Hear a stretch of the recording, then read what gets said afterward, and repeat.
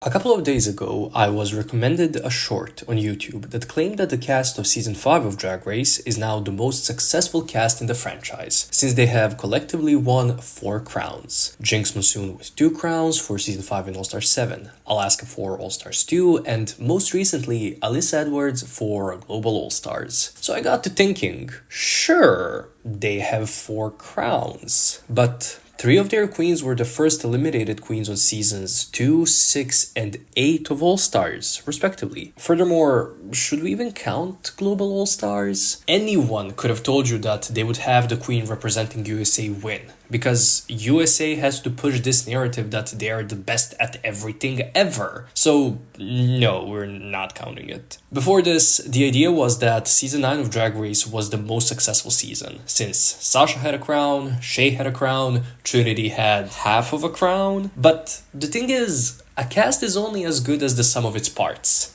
Like, Destiny's Child is not good because Beyonce is a great performer and vocalist, but because all of them were good or great. Similarly, a season's cast on All-Stars is not great if it's carried by 1 or 2 good queens. So, I wanted to calculate which cast of Drag Race has been the most successful at All-Stars, which is what we're doing here today. The answer is Canada's Drag Race Season 1 because of Jimbo. End of the video, bye. No, okay, I'm kidding. We're looking at the US seasons only. Jimbo is a special case for All-Stars, so we're going to exclude her from these calculations. And same goes for the Vivienne and UK 1. How are we going to do this? Well, we're going to base this on competition performance. I have an entire playlist giving points to specific placements, to queens, and calculating this and that, explaining said decisions in the ranking. You probably know about my PP system, whether you know that it came from me or not, but we're gonna take all that into consideration. We will also look at how many queens each queen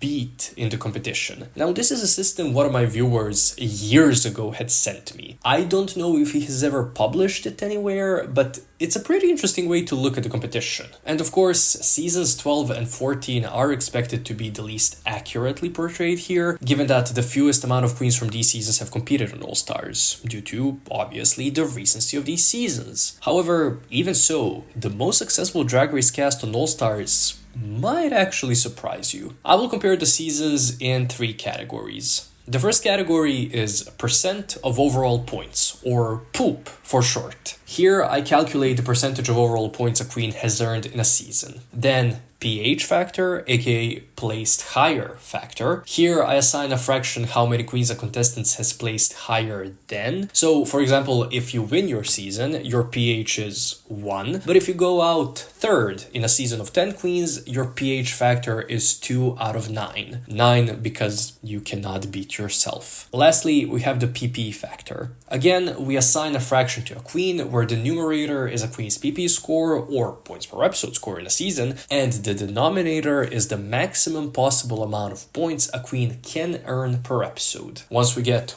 all these values, we add them up per category, divide them by the AOA number, aka amount of attempts number, which simply tells us how many times queens from a certain season or a certain cast have competed on All-Stars. This might seem abstract the way that I say it, but I will show you how I did this on the example of Season 1's cast. From that season, 5 queens have competed on All-Stars. Nina Flowers on All-Stars 1, Ongina on All-Stars 5, Baby Zahara Benet on All-Stars 3, Tammy Brown on All-Stars 1, and Chanel pulling double duty competing on All-Stars 1 and All-Stars 9. Season 1's AOA number is 6. It's also important to note the POR, percentage of representation, meaning how many queens from a certain season have been back on All-Stars. This will not affect the final ranking, but I will mention it in the end. So I will use Chanel as an example. On All-Stars 1, she earned 20 points out of the possible 25, or 80% of the total amount of points. On that season, she placed 3rd or 4th alongside the Jujubee, meaning that out of the 11 queens she competed against, she beat 8 of them in the competition. Lastly, her PP factor is 4 out of 5, or 0.8. So when a queen has competed in all competitive episodes of her season, her poop and PP factor will match, essentially. However, we do have to have the PP factor here because earning, let's say, 10 points in 2 episodes is not the same as earning 10 points in 5 episodes. If you're confused about what points I'm talking about here, just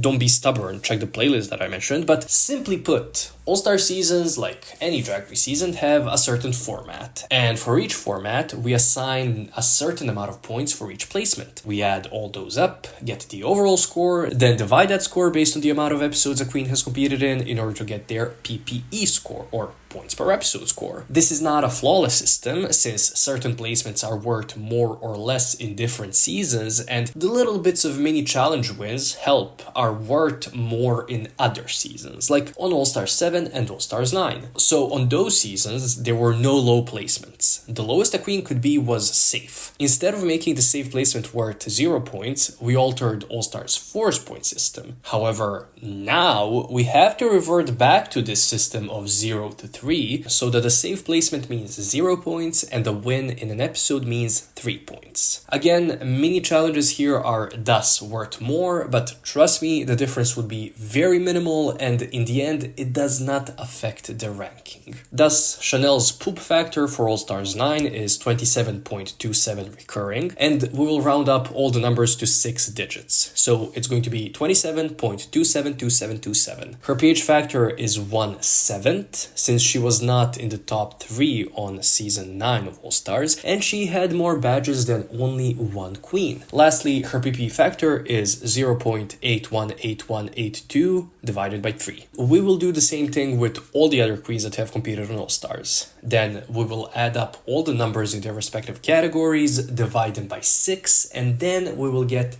these results. Season 1's poop score is 31.878788. Their pH factor is 0.353776, while the PPE factor is 0.402597. I hope I did not make any mistakes when writing these numbers down and calculating them, because doing these calculations even with a calculator was headache-inducing.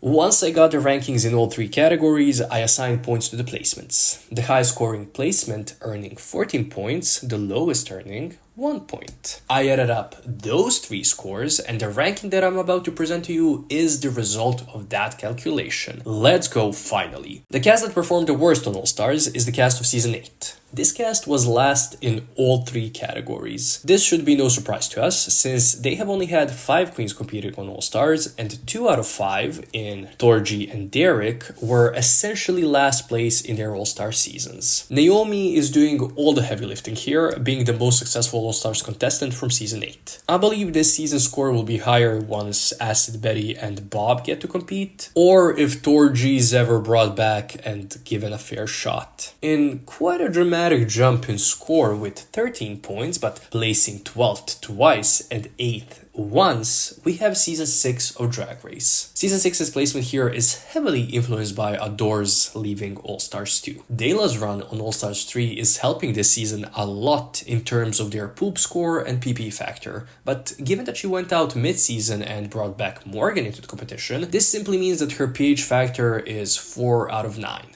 Meaning that she placed higher than 4 queens out of 9 of her opponents. They are in a desperate need of a Bianca or Courtney run on All-Stars. Next 2 seasons actually share the same score of 14. However, one of those seasons has only had 3 contestants on All-Stars, while the other has had 9. Furthermore, these were consecutive irregular seasons of Drag Race, so we cannot say that time plays much of a factor here. So for that reason, in the 12th place we'll put Season 12. With only 3 queens competing on All-Stars, they do have a pretty unbalanced score here. Given the controversy of Season 12, I do think most of its queens will not get the opportunity to compete on All-Stars, but interestingly, Jaida, the winner of Season 12, is the worst one out of the 3. In the 11th place is Season 11. Yeah, Season 11 is actually in the top 3 of the POR score, with 9 queens or 60% of the cast having competed on All-Stars. Even so, they did not really dazzle us with great competition performance. Raja O'Hara proved to be the best one on All-Stars, being the only queen out of her cast to have earned more than half of the points possible on her All-Star season. In the 10th place, we have the first season of Drag Race. Chanel on All-Stars 1 is actually the best any of them have played on All-Stars. Sadly, of course, this season's score is handicapped by the fact that 3 out of the 6 All-Stars appearances were on All-Stars 1. I am still waiting to see Nina Flowers back on All-Stars. That queen is long overdue for a crown. In the 9th place is the season with the most AOAs, Season 3. With this amount of queens, it's pretty much guaranteed that some of them would be duds on All Stars. The queen that actually did the best out of all of them on All Stars would be Shangela, actually, on All Stars 3. Mimi is of course the lowest placing, as she was the first eliminated queen from All Stars 1 alongside Pandora Box. In the 8th place, we have the season that everyone's saying is the most successful season, Season 5. Yeah, like I said, sure, they had 2 crowns on All Stars, but also 3 first outs? Yeah, that's not helping them at all. This season is at a disadvantage since All Stars 2 had 5 queens from Season 5 on there, and thus, in this ranking, being together meant cannibalizing each other's scores. Alaska is, of course, the strongest out of the 8 queens that have competed on All Stars. In the 7th place, we have, oh would you look at that, Season 7. Season 7 also has had 7 attempts at winning All Stars, with one of their queens in Trixie getting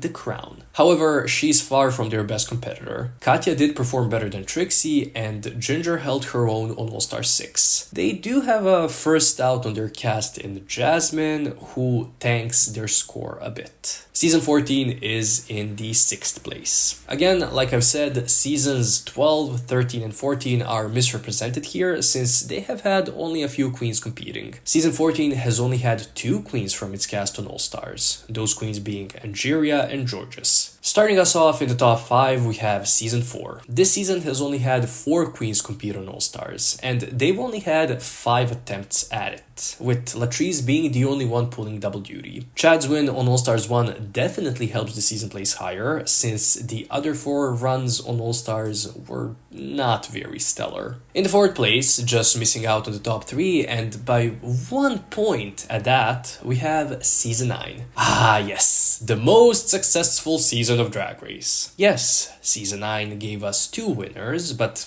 other than Shea and Trinity's winning seasons, Eureka is the only one who earned more than half of the points she could have earned on her All-Star season. Their weakest competitor is sadly Farrah, interestingly enough, on Trinity's winning season. Alright, top 3. Well, the 2nd and 3rd place yet again are a tie.